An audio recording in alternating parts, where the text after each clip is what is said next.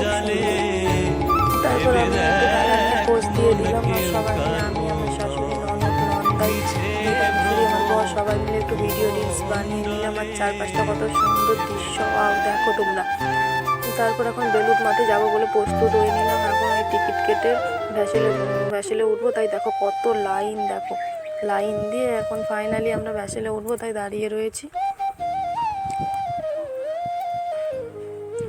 এখন আমরা ভ্যাসেলে উঠে পড়লাম, ভ্যাসেল ছেড়ে দিয়েছে, আর কত লোক ভ্যাসেলে, আর ওই পাড়ের দৃশ্যটা দেখো অপূর্ব সুন্দর। চলো এখন আমরা বেলুড় মাঠে গিয়ে তোমাদের সাথে কথা বলছি।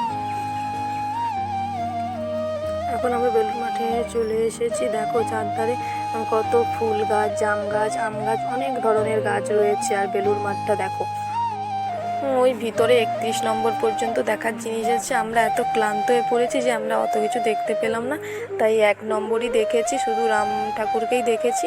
আর তোমরা যদি আসো তোমরা পুরোটাই দেখবে। এখন আমরা দেখো, এখন আমরা রামকৃষ্ণ ঠাকুরের মন্দিরের ভিতরে যাচ্ছি। দেখো গাছটা কত সুন্দর, নিচের চারপাশের গাছটাও কত সুন্দর। আমাদেরকে ক্যামেরা করতে দিচ্ছে না, তাও আমরা জোর করে ক্যামেরা করলাম। দেখো রামকৃষ্ণ ঠাকুর, ফটো তুলে নিলাম। তারপর বেরিয়ে এসে লিফটে এত ভয় লাগছে, তাও উঠেছি। তারপর আমরা এখন দক্ষিণেশ্বর থেকে আমরা বাড়ি যাব। তাই এখন আমরা বাড়ি যাওয়ার পথে সবাই মিলে একটু পোজ দিয়ে ফটো তুলে নিলাম। তারপর আমরা হাবড়ায় চলে এসেছি। আমার চ্যানেলে নতুন নতুন ভিডিও দেখতে গেলে তোমরা লাইক, কমেন্ট, শেয়ার করো।